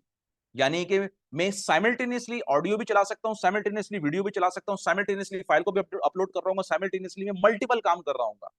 तो ये मेरे पास जो प्रोसेस प्रोसेस जो है, वो जो ये जो मल्टी प्रोसेसिंग है या मल्टीटास्किंग है, ये जो एफिशिएंट हुई, ये मल्टीपल कोर्स की आने की वजह से हुई, जो कि हमने 2014 में या 2010 के अंदर 2000 के अंदर इस टास्क को अचीव किया। अब जो आई कोर 5 के देखें, अब ये देखें आई कोर 5 जो, अब अगर हम इसको 2010 और ऑनवर्ड की बात करें, तो आई कोर 5 के जो प्रोसेसर आ रहे हैं उसके अंदर कितने ट्रांजिस्टर लगे हुए? 1.3 बिलियन भाईजान, बिलियन, मिलियन भी नहीं है, अब ये बिलियंस में चले गए। यानी कि आपने और ज्यादा डिवाइस को कॉम्पैक्ट कर दिया, आपने प्रोसेसर को और ज्यादा कॉम्पैक्ट कर दिया, और उसके अंदर ट्रांजिस्टर भी और ज्यादा मैन्युचराइज हो गए, और ज्यादा उसके अंदर प्रोसेसिंग कैपेबिलिटीज आ गई। 1.3 बिलियन ट्रांजिस्टर। अच्छा, अब एक सवाल ये है कि यार ये जो हमने 1.3 बिलियन ट्रांजिस्टर्स लगाए, तो क्या हम ये 1971 में नहीं लगा सकते थे? क्यों हम 2001 तक हमने वेट किया, 2010 तक वेट किया? आने दो भाई, आने दो, चलने दो, दुनिया को आगे चलने दो, आहिस्ता आहिस्ता आहिस्ता आहिस्ता, फिर हमने जाकर 1.3 बिलियन ट्रांजिस्टर आई कोर 5 यहाँ। मैं आई कोर 5 अगर 1971 में लगा देता तो मेरे पास तो यार प्रॉब्लम और जल्दी से सॉल्व हो जाते हैं ना। मैंने क्यों इतना वेट किया? 30 साल मैंने लगा दिए, बल्कि 40 साल लगा दिए यहाँ तक पहुंचने में। क्या वजह है ऐसी? क्या ऐसा था मसला? मसला ये है कि दो इंडस्ट्रीज साइमल्टेनियसली चलती हैं, एक साथ चलती हैं, और वो ये है कि जब आप सीपीयू बनाते हैं तो सीपीयू एकदम नहीं बन जाता, सेमीकंडक्टर एकदम नहीं बन जाता, इसको डेवलप करने में टाइम लगता है। ठीक है, सेमीकंडक्टर को बनाने में, क्योंकि इसके अंदर ट्रांजिस्टर लगते हैं ना सीपीयू में, इनको बनाने में, इनको मैन्युफैक्चर करने में टाइम लगता है। इसलिए एक इंटेल का जो फाउंडर था, जिसने इंटेल कंपनी बनाई, उसका नाम था मूर्स। क्या नाम था? मूर्स। उसने एक लॉ दिया, उसने ये लॉ दिया कि भाई, कि जो भी आपके पास ट्रांजिस्टर्स होंगे, जो भी आपके पास प्रोसेसर्स होंगे, वो एटलीस्ट 2 साल के बाद आप उनकी कैपेसिटी को डबल करेंगे। क्या था Moore's law? Moore's law states that the CPU processing power will double approximately every 2 years. हर 2 साल के बाद आप सीपीयू की कैपेसिटी को डबल करेंगे। इसके पीछे साइंस ये है कि जी, जब आप सीपीयू की कैपेसिटी को डबल करते हैं तो उस पर एक बहुत बड़ी फाइनेंशियल कॉस्ट इन्वॉल्व होती है। उसके लिए एक बहुत ज्यादा, अच्छा ये भी मैं आपको बता दूं, बहुत कम कंपनीज हैं दुनिया में जो सीपीयू या चिप्स बनाती हैं, सेमीकंडक्टर बनाती हैं, बहुत कम कंपनीज हैं दुनिया में। इसलिए सेमीकंडक्टर की शॉर्टेज हो जाती है दुनिया में। तो जब सेमीकंडक्टर की शॉर्टेज हो जाती है, क्योंकि अब तो तकरीबन हर घर घर में कंप्यूटर है, हर जगह, हर स्मार्टफोन में चिप लगी हुई है, सेमीकंडक्टर लगा हुआ है, हर जो भी इलेक्ट्रॉनिक डिवाइस है उसके अंदर सेमीकंडक्टर लगा हुआ है। कहीं पे ऑडियो का सेमीकंडक्टर लगा होगा, चिप लगी हुई होगी, कहीं पर आपके पास वीडियो की चिप लगी होगी, कहीं ग्राफिक कार्ड होगा लगा हुआ, कहीं पे कुछ लगा होगा, हर चीज, हर इलेक्ट्रॉनिक डिवाइस के अंदर सेमीकंडक्टर लगा हुआ है। तो सेमीकंडक्टर की इंडस्ट्री को इतनी ह्यूज क्वांटिटी के अंदर, क्योंकि कंज्यूमर प्रोडक्ट्स इतनी ज्यादा है ना, तो उसको आगे ले जाने के लिए, उसको आगे मतलब प्रोसेस करने के लिए, आगे बनाने के लिए और दुनिया में फैलाने के लिए टाइम चाहिए। इसलिए 2 साल का टाइम पीरियड लिया गया है। फिर उस 2 साल के अंदर क्या होता है कि जब हार्डवेयर डेवलप हो जाता है, इनोवेट हो जाता है, तो उसके साथ साथ उसके अकॉर्डिंगली सॉफ्टवेयर भी डेवलप किए जाते हैं। तो वो भी तो सॉफ्टवेयर डेवलपर्स जो होंगे, जो डेवलप करेंगे उस हार्डवेयर की कैपेसिटी को यूटिलाइज करने के लिए, उनको भी तो टाइम लगेगा सॉफ्टवेयर को डेवलप करने में। तो ये जो 2 साल का पीरियड लगा रखा गया है ना, उसके पीछे साइंस ये है। ये जो मूर्स था, ये इंटेल का फाउंडर है। कि जो इंटेल कंपनी के जो प्रोसेसर आप लोग आजकल देख रहे हैं ना, पेंटियम 1, पेंटियम 2, पेंटियम 3, ये जो सारा है, ये सारा इंटेल के प्रोसेसर्स हैं जो बना रहे हैं, सीपीयूज बना रहे हैं, सेमीकंडक्टर्स बना रहे हैं, चिप बना रहे हैं। ये मूर्स फाउंडर है उस कंपनी का, इंटेल का। इसने ये लॉ दिया था। तो इसके लॉ को फॉलो करते हुए हर 2 साल के बाद प्रोसेसर की स्पीड को डबल किया जाता है, उससे पहले नहीं किया जाता। क्योंकि जब आप प्रोसेसर की स्पीड को डबल करते हैं, इसका मतलब ये है कि आप और ज्यादा उसके अंदर ट्रांजिस्टर्स को एम्बेड कर रहे हैं, और ज्यादा सेमीकंडक्टर्स को एम्बेड कर रहे हैं, उसमें इंस्टॉल कर रहे हैं या लगा रहे हैं और ज्यादा। यानी अगर 1.3 बिलियन ट्रांजिस्टर्स आपने ऐड किए हैं उस सीपीयू की चिप के ऊपर, पेंटियम 4 पे आपने कितने ट्रांजिस्टर्स लगाए? तकरीबन 1 बिलियन। ठीक है, तो अब इससे अगला जो वर्जन आएगा पेंटियम 4 से ऊपर का, आई कोर 5 आएगा, आई कोर 7 आएगा, तो उसके अंदर तो 1 बिलियन से भी ज्यादा ट्रांजिस्टर लगाने होंगे ना। तो भाई ये लगाने जो ट्रांजिस्टर होंगे, ये ट्रांजिस्टर पहले मैन्युफैक्चर करने पड़ते हैं, ये फिजिकल, ये हार्ड होते हैं, ये टेंजिबल होते हैं, ये सॉफ्टवेयर की तरह अनटेंजिबल नहीं होते कि जो बन जाते हैं खाली लॉजिकली, ये फिजिकल डिवाइसेस होती हैं, तो इनको बनाने में टाइम लगता है। और ट्रांजिस्टर और सेमीकंडक्टर्स को बनाने के लिए जो मटेरियल यूज होता है उसको हम कहते हैं सिलिका। क्या कहते हैं? सिलिका। यानी ये जो मट्टी होती है ना आपकी, इसको यूज करके ये सेमीकंडक्टर्स बनाए जाते हैं। वो स्पेशल होती है वैसे रेत, लेकिन वो बहुत ज्यादा अच्छा। अब सेमीकंडक्टर्स को बनाने के लिए आप रेत को भी इस्तेमाल कर सकते हैं, मट्टी यानी सिलिका को भी इस्तेमाल कर सकते हैं। इसके अलावा आप जो है जर्मेनियम एक एलिमेंट होता है, उसको भी इस्तेमाल कर सकते हैं ट्रांजिस्टर्स को बनाने के लिए। इसके अलावा ये मैं किन ट्रांजिस्टर्स की बात कर रहा हूँ, एक सेकंड मैं आपको ऊपर आके बताता हूँ। इन ट्रांजिस्टर्स को बता रहा हूँ, ये जो इसके ऊपर ये जो मटेरियल बना हुआ है ना, ये जो ब्लैक ब्लैक कलर का, ये सिलिका से बना हुआ, मट्टी से बना हुआ है। उसको एक खास टेम्परेचर पे, खास उसके ऊपर इसको जिसे कहते हैं ना कि गरम, इसको हीट अप करके या इसको पूरा एक प्रोसेस से गुजार के ये फॉर्म दी गई है। ठीक है, अब ये जो फॉर्म में ये आया है ट्रांजिस्टर, इसके लिए सिलिका या मिट्टी का इंतखाब क्यों किया गया? क्योंकि मिट्टी और रेत ये वो फॉर्म है जो दुनिया में सबसे ज्यादा मौजूद है। इसके अलावा जितने भी एलिमेंट्स हैं, चाहे वो गोल्ड है, चाहे वो सिल्वर है, चाहे वो और जर्मेनियम है, उनकी क्वांटिटी इतनी रिडली अवेलेबल नहीं है, या वो उतनी ह्यूज क्वांटिटी में इस दुनिया में, इस अर्थ में एग्जिस्ट नहीं कर रहे हैं। इस वजह से इस मटेरियल को सिलेक्ट किया गया और इसके ऊपर इस सेमीकंडक्टर को बिल्ड किया गया। ये रीजन है इसका। एनीवे anyway, अब आगे बढ़ते हैं। तो ये हमें ट्रांजिस्टर समझ में आ गए, हमें ये समझ में आ गया कि सीपीयू में क्या होता है, कि ये मिनी ट्रांजिस्टर बिलियंस की क्वांटिटी में लगे होते हैं। और ये भी हमें समझ में आ गया कि ट्रांजिस्टर्स की स्पीड को हर 2 साल के बाद क्यों बढ़ाते हैं। भाई आप पहले साल ही बढ़ा लो ना, क्योंकि इसको बनाने में भी टाइम लगता है। तो उस चीज को कवर करने के लिए इसको कराया जाता है। अब हम आते हैं जी, अगर हम कंप्यूटर सिस्टम्स की बात करें तो कंप्यूटर सिस्टम्स में दो मेजर कैटेगरीज हैं। दो मेजर कैटेगरीज हैं, एक है हार्डवेयर और एक है सॉफ्टवेयर। हार्डवेयर वो कंप्यूटर सिस्टम्स के पार्ट जो टेंजिबल होते हैं, जिनको हम छू सकते हैं, फिजिकली एग्जिस्ट करते हैं, वो हमारे हार्डवेयर कहलाते हैं। सॉफ्टवेयर वो कंप्यूटर्स के एलिमेंट्स, चाहे वो प्रोग्राम हो या वो पार्ट्स हो, जो कि नॉन टेंजिबल होते हैं, जो कि इनटेंजिबल होते हैं, जिनको हम छू नहीं सकते, फिजिकली महसूस नहीं कर सकते, वो कहलाते हैं, उनको हम सॉफ्टवेयर कहते हैं। ठीक है, अगर हम हार्डवेयर की बात करें, अभी हम देखते हैं कंप्यूटर सिस्टम में, अगर हम हार्डवेयर की बात करें तो हार्डवेयर को हम दो ब्रॉडर कैटेगरी में डिवाइड कर सकते हैं। एक है हमारे पास इंटरनल हार्डवेयर और एक है हमारे पास एक्सटर्नल हार्डवेयर।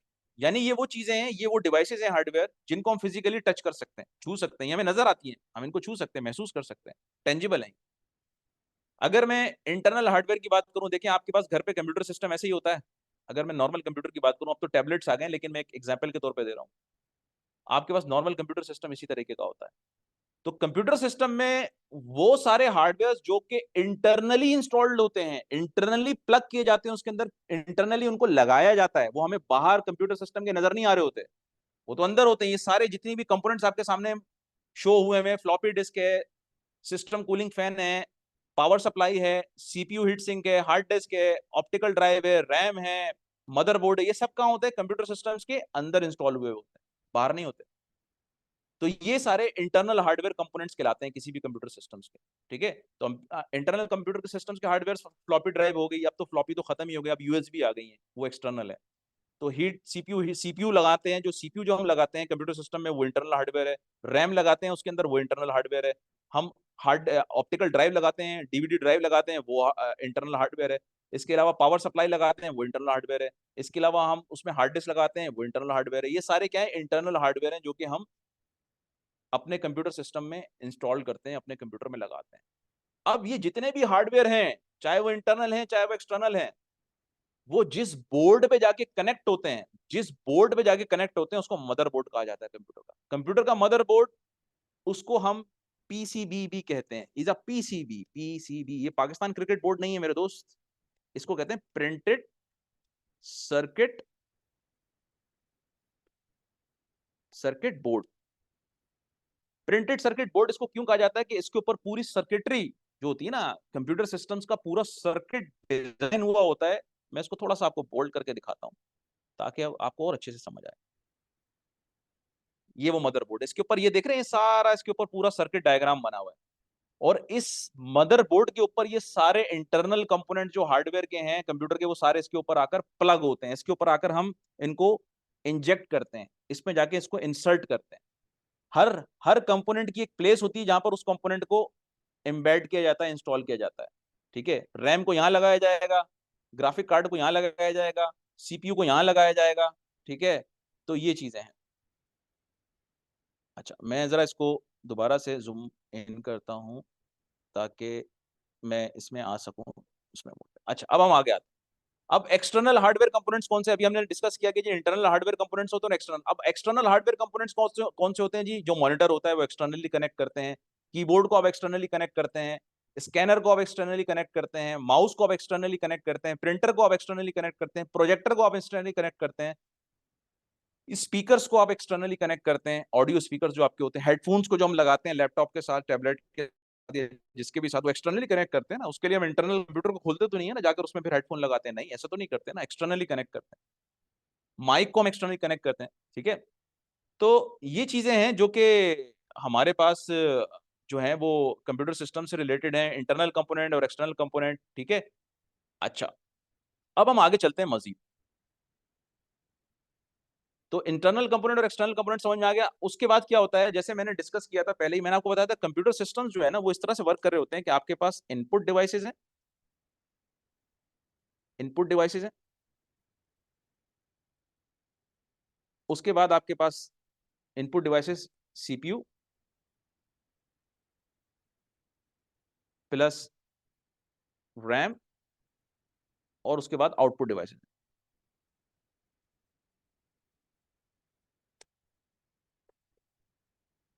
यानी कि सबसे पहले आप इनपुट डिवाइसेस के थ्रू डेटा को इनपुट लेंगे, सीपीयू के थ्रू, सेंट्रल प्रोसेसिंग यूनिट के थ्रू वो इनपुट होकर सीपीयू के पास आएगा, वो डेटा प्रोसेस करेगा सीपीयू, आगे मेमोरी में, रैम में स्टोर करेगा, और उसके बाद आउटपुट डिवाइसेस के थ्रू उस डेटा को आप आउटपुट दिखा देंगे।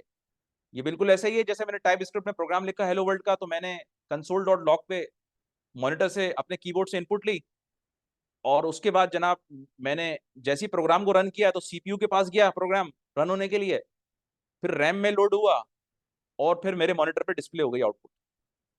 ठीक है, तो ये टाइप स्क्रिप्ट के उस प्रोग्राम की तरह है जो आपने पहला प्रोग्राम बनाया था टाइप स्क्रिप्ट का, कंसोल डॉट लॉग करके हेलो वर्ल्ड लिखा था। आप उसको समझें कि जब आपने कंसोल डॉट लॉग लिख के हेलो वर्ल्ड कर रहे थे तो वो कीबोर्ड से आप इनपुट कर रहे थे प्रोग्राम की, उसके बाद आपने उसको एक फाइल में सेव कर लिया, स्टोरेज आ गई, फिर आउटपुट डिवाइसेस, और फिर क्या है आपके पास स्टोरेज भी होती है। फोर्थ कंपोनेंट ये होता है, फोर्थ जो फंक्शन होता है उसका, वो स्टोरेज। उसको सेव कर देते थे स्टोरेज पे हार्ड डिस्क पे, उसके बाद उसको कंपाइलर से जैसे ही रन करते थे तो वो सीपीयू रैम के पास आता था, और आउटपुट डिवाइसेस पे उसकी आउटपुट डिस्प्ले हो जाती थी, कंप्यूटर हेलो वर्ल्ड प्रिंट कर देता था स्क्रीन के ऊपर।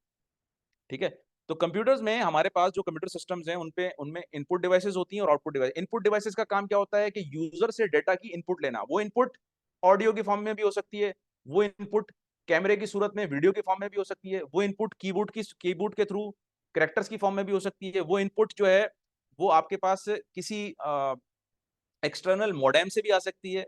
सॉरी, मैं एक्सटर्नल मोडेम कह रहा हूँ, आपके पास जो है वो माइक से भी आ सकती है जब आप ऑडियो बोल रहे होंगे। ठीक है, तो अब हमारे पास इनपुट डिवाइसेस और आउटपुट डिवाइसेस होती कौन कौन सी हैं जो लगती हैं कंप्यूटर सिस्टम के साथ?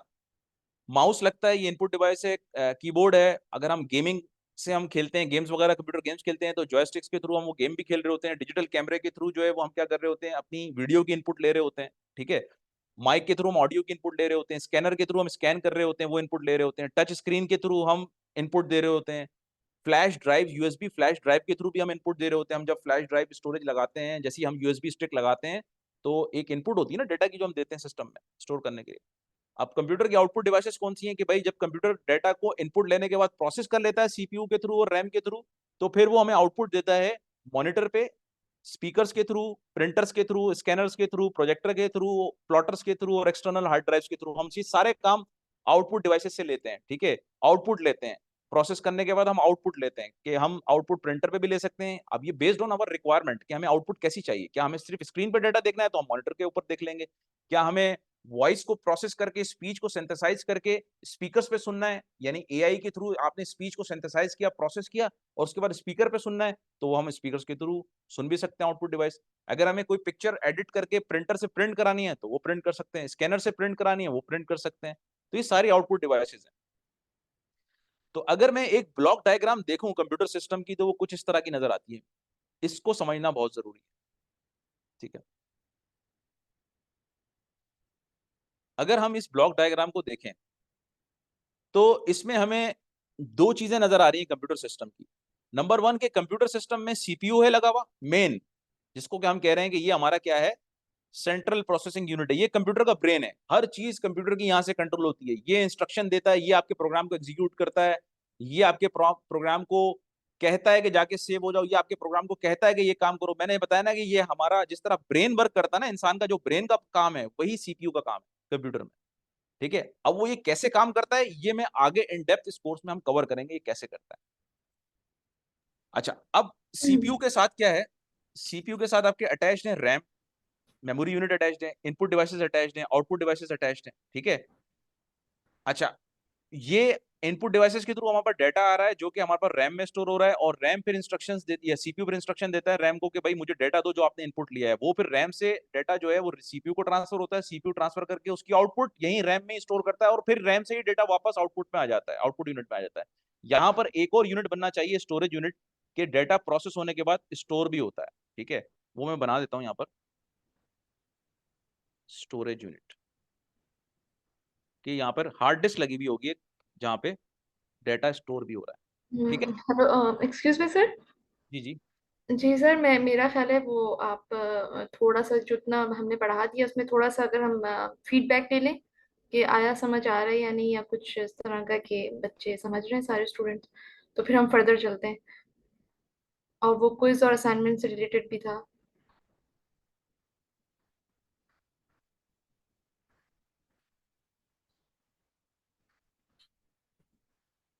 तो अगर आप लोग हमें मतलब उसके इमोजीज के थ्रू बता सकते हैं कि आप लोग ये सबको समझ आ रहा है, और अगर नहीं आ रहा तो कोई क्वेश्चन है तो आप सर से अभी ले सकते हैं। हम अनम्यूट कर देंगे आपको कुछ देर के लिए। अगर हैंड रेज करना है तो आप हैंड रेज कर सकते हैं, और हमें बता सकते हैं कि अभी तक आपको ये सब समझ आ रहा है। हमने फीडबैक लेने के लिए और आपकी अंडरस्टैंडिंग के लिए ये छोटी सी ब्रेक ली है।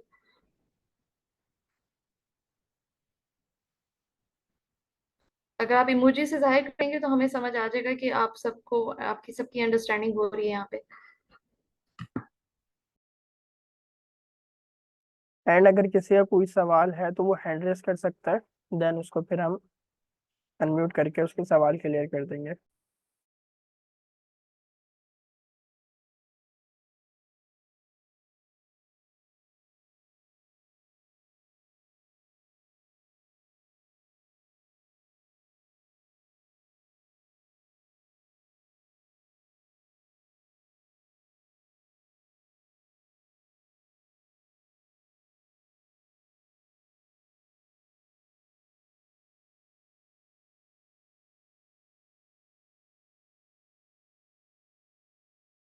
अगेन, अगर किसी का कोई सवाल है तो वो हैंड रेस कर ले, उसको फिर अनम्यूट कर देते हैं हम लोग।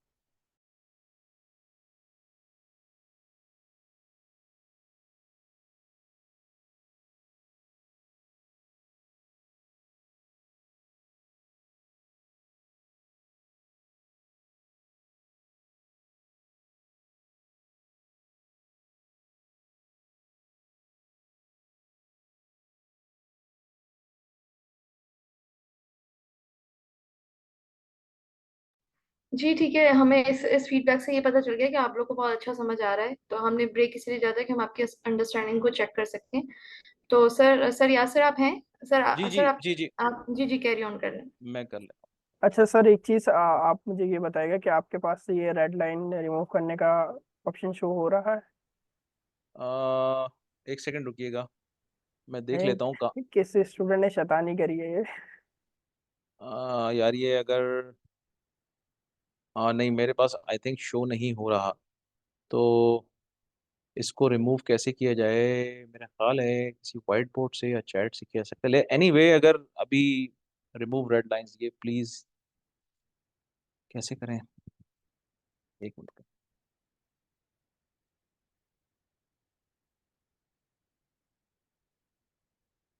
यहाँ से होना चाहिए वैसे कहीं से, नहीं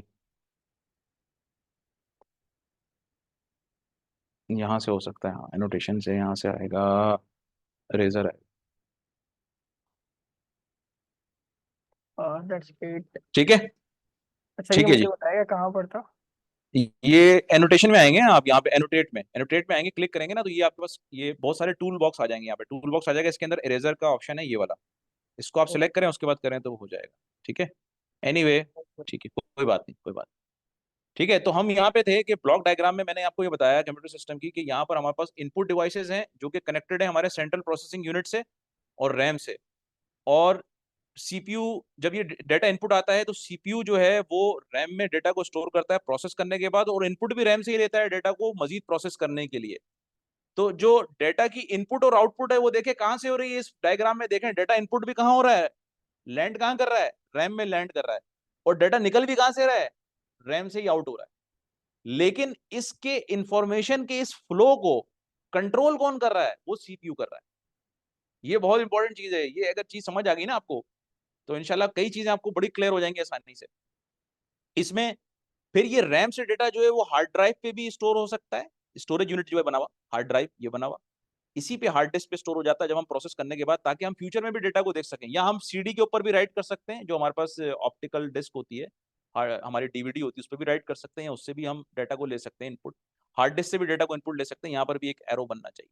खैर anyway, monitor, printer, speaker and other output devices पे ये डेटा फिर आउटपुट के लिए चला जाता है। ठीक है, अगर मैं अपने टाइप स्क्रिप्ट के प्रोग्राम को या अपने HTML के प्रोग्राम को, सपोज करें HTML का प्रोग्राम मेरा, अगर मैं इनपुट डिवाइस में बताऊं तो मुझे ये बताएं कौन सी डिवाइस से इनपुट हो रहा होगा, कीबोर्ड से इनपुट हो रहा होगा। उसके बाद जब वो डेटा को मैं सेव करके प्रोग्राम को रन करने के लिए जाता हूं तो वो डेटा कहां पर आ जाता है, कीबोर्ड से चला जाता है, यहाँ पर कहां पर, रैम में चला जाता है जब मैं इनपुट करता हूं। यानी कि जब मैं अपने प्रोग्राम को राइट कर रहा होता हूं तो उस वक्त डेटा मेरा कहां जा रहा होता है, रैम में जा रहा होता है, स्टोर हो रहा होता है। उसको सेव कर देता हूं तो वो मेरा डेटा हार्ड डिस्क पे चले जाता है। जब मैं उसको रन करता हूँ TSC कंपाइल करके, जैसे ही रन करता हूँ तो वो डेटा फिर दोबारा से रैम में आता है, सीपीयू को जाता है, सीपीयू उसको प्रोसेस करता है, कंसोल डॉट लॉग की स्टेटमेंट को प्रोसेस करेगा और डिस्प्ले कहां दे देगा, मॉनिटर पे दे देगा एज अ आउटपुट। तो ये प्रोसेस है पूरा। जब भी आपके पास प्रोग्राम रन हो रहा होगा ना, अपने माइंड में ये ब्लॉक डायग्राम याद रखिएगा कि ये ब्लॉक डायग्राम है, ये प्रोग्राम इस तरह से चल रहा होगा। इनपुट आ रहा होगा प्रोग्राम कहीं से, रैम में आ रहा होगा, उसके बाद प्रोसेस हो रहा होगा, उसके बाद सीपीयू, जब मैं रन करूंगा, जैसे ही प्रोग्राम को रन करूंगा तो मेरा सीपीयू एक्टिवेट हो जाएगा। अब मेरा प्रोग्राम रन होना शुरू हो गया। सीपीयू है जो मेरे प्रोग्राम को रन कराता है, सेंट्रल प्रोसेसिंग यूनिट। अगर मैंने कैलकुलेटर का असाइनमेंट बनाया है, एडिशन की है, सब्ट्रैक्शन की है, मल्टीप्लिकेशन की है, वो सारी चीजें कहां पर हो रही होती हैं, वो कौन है, वो इंस्ट्रक्शन जो सारी कैलकुलेशन कर रहा होता है हमारी, वो सीपीयू कर रहा होता है। हमारे प्रोग्राम में जब हमने कैलकुलेटर का प्रोग्राम बनाया है, फर्ज करें उसमें मैंने एडिशन का फंक्शन बनाया, मैंने उसके अंदर मल्टीप्लिकेशन का फंक्शन बनाया, मैंने उसके अंदर डिवीजन का फंक्शन बनाया, तो वो सारे फंक्शंस परफॉर्म, अर्थमेटिक ऑपरेशंस कौन परफॉर्म कर रहा होता है, वो सीपीयू परफॉर्म कर रहा होता है। ठीक है, तो अगर मेरे पास पाकिस्तान के सेंसस का डेटा है, बिलियंस की तादाद में, यानी कि समझ लें कि टेराबाइट्स का डेटा है, और वो मैं चाहता हूं कि जनाब पाकिस्तान के वो तमाम लोग, वो तमाम लोग जो कि 18 ईयर्स को क्रॉस कर चुके हैं, 18 ईयर्स के हो चुके हैं, मैं उनको ऑथराइज कर दूं, उनके डेटा को प्रोसेस करके ऑथराइज कर दूं कि वो अपना शनाख्ती कार्ड बना सकते हैं, या मैं चलें एक इंसेंटिव देता हूं, ये ट्रू इंसेंटिव नहीं है, एक हाइपोथेटिकल है। जैसे ही पाकिस्तान में वो सारे बच्चे जो 18 साल के हो चुके हैं उनके अकाउंट में 1000 रुपीज ट्रांसफर हो जाए, तो मैं ये डेटा पहले कलेक्ट करूंगा प्रोग्राम के थ्रू। ठीक है, सीपीयू उसको प्रोसेस करेगा और उनके जो एज को चेक करेगा, किस किस की एज 18 ईयर हो गई, उनके अकाउंट्स के अंदर 1000 रुपीज को वो ट्रांसफर कर देगा। ठीक है, वो सीपीयू स्टेटमेंट प्रोसेस करवाएगा। ये जो सारी प्रोसेसिंग होगी ना, क्रेडिट की, डेबिट की, उसके बाद फिर वो रिकंसाइलेशन होगी, ये सारी प्रोसेसिंग कौन कर रहा होगा, वो सीपीयू कर रहा होगा आपके प्रोग्राम के थ्रू। आपकी लॉजिक जो प्रोग्राम की लिखी होगी आपने, डेटा रिकंसिलिएशन की, वो सारी एग्जीक्यूशन कहां हो रही होगी, वो सीपीयू में हो रही होगी, और सीपीयू फिर वो प्रोसेस करके इंफॉर्मेशन आपको एज अ आउटपुट दे रहा होगा। उस आउटपुट को आप हार्ड डिस्क पे भी स्टोर करा सकते हैं, प्रिंटर मॉनिटर पे भी देख सकते हैं, किसी और आउटपुट डिवाइसेस में आपकी कोई डेटाबेस भी हो सकती है, यहाँ पर उस डेटाबेस में भी स्टोर करा सकते हैं। ठीक है, तो इस तरह से सोचा करें। अच्छा, अब हम आगे चलते हैं। अब हमने वो बात की कि जैसे मैंने अभी बताया था कि हमारे पास जो कंप्यूटर हैं, जो नंबर सिस्टम्स हैं, बेसिकली कंप्यूटर दो ही चीजों को समझता है, दो सिग्नल को, 0 और 1 को। और ये कहाँ से आया था? ये आया था ट्रांजिस्टर से, इजाद से। जो ट्रांजिस्टर की इजाद हुई थी, जिसकी बेसिस के ऊपर सारा आपका सीपीयू बना हुआ है, सीपीयू के टॉप पे जो चीजें लगी हुई हैं वो ट्रांजिस्टर्स हैं, मिनिएचर्स, बिल्कुल मिनी टाइनी डिवाइसेस लगी हुई हैं, जो कि सिर्फ 1 और 0 को समझती हैं, स्विच का काम करती हैं, ऑन होंगी या ऑफ होंगी। तो कंप्यूटर सिस्टम्स कभी भी 1 और 0 और 1 के अलावा कुछ नहीं समझता। मशीन की लैंग्वेज सिर्फ और 0 और 1 की है। बाकी हम जो जिस नंबर सिस्टम को समझते हैं वो डेसिमल नंबर सिस्टम है, 0 1 2 3 4 5 6 7 8 9 10। ये हम अपनी नॉर्मल कैलकुलेशन में जो ह्यूमन करते हैं मैनुअली रजिस्टर्स में, या हमें जो हमारे एजुकेशन सिस्टम में पढ़ाई जाती है, जो ग्लोबली पढ़ाई जाती है, वो तो डेसिमल नंबर सिस्टम पढ़ाया जाता है ना। हमें कभी भी बाइनरी नंबर सिस्टम इस तरह से नहीं पढ़ाया जाता, क्योंकि बाइनरी नंबर सिस्टम तो हमारी नॉर्मल मैथमेटिक्स में यूज नहीं हो रहा होता। वो तो कंप्यूटर की मैथमेटिक्स, हाँ, अगर आप करेंगे तो उसमें वो यूटिलाइज होता है, जो ये फिर स्पेशलाइज्ड हो जाता है। लेकिन जो जर्नल मैथमेटिक्स है उसके अंदर हमारे पास डेसिमल नंबर सिस्टम यूज होता है, जिसमें हमारे पास 10 करेक्टर्स या 10 डिजिट्स होते हैं। फिर हेक्साडेसिमल नंबर सिस्टम भी है, जिसमें कि 16 डिजिट्स होते हैं, 0 से लेके एफ तक काउंट करें तो ये 16 डिजिट बनते हैं। इसी तरह ऑक्टल नंबर सिस्टम भी है, जिसमें कि 0 से लेके 7 तक 8 डिजिट्स हैं। बाइनरी नंबर सिस्टम है, जो कि कंप्यूटर का सिस्टम है, नंबर सिस्टम कंप्यूटर की लैंग्वेज है, मशीन की लैंग्वेज है। मशीन समझते ही 0 और 1 को, इसके अलावा कुछ नहीं समझती मशीन। वो उसके अंदर खाली 2 डिजिट्स होते हैं। कहने का मकसद ये है कि ये जो नंबर सिस्टम है, इसको मैं कह रहा हूं कि अच्छा, अब बाइनरी को मैं बेस 2 का नंबर सिस्टम क्यों कह रहा हूं, ऑक्टल को बेस 8 का नंबर सिस्टम क्यों कह रहा हूं, डेसिमल को बेस 10 का नंबर सिस्टम क्यों कह रहा हूं, हेक्साडेसिमल को बेस 16 का नंबर सिस्टम क्यों कह रहा हूं, ये मैं क्यों कह रहा हूं ऐसा? मैं इसको बाइनरी को बेस 4 का नंबर सिस्टम क्यों नहीं कह रहा हूं, मैं बाइनरी को बेस 8 का नंबर सिस्टम क्यों नहीं कह रहा हूं, मैं बाइनरी को बेस 10 का नंबर सिस्टम क्यों नहीं कह रहा हूं, मैं बाइनरी को बेस 16 का नंबर सिस्टम क्यों नहीं कह रहा हूं, या मैं डेसिमल को बेस 2 का नंबर सिस्टम क्यों नहीं कह रहा हूं, या मैं डेसिमल को बेस 8 का नंबर सिस्टम, मैं ये क्यों कैटेगराइजेशन मैंने बेस की हुई है? इसकी एक रीजन है।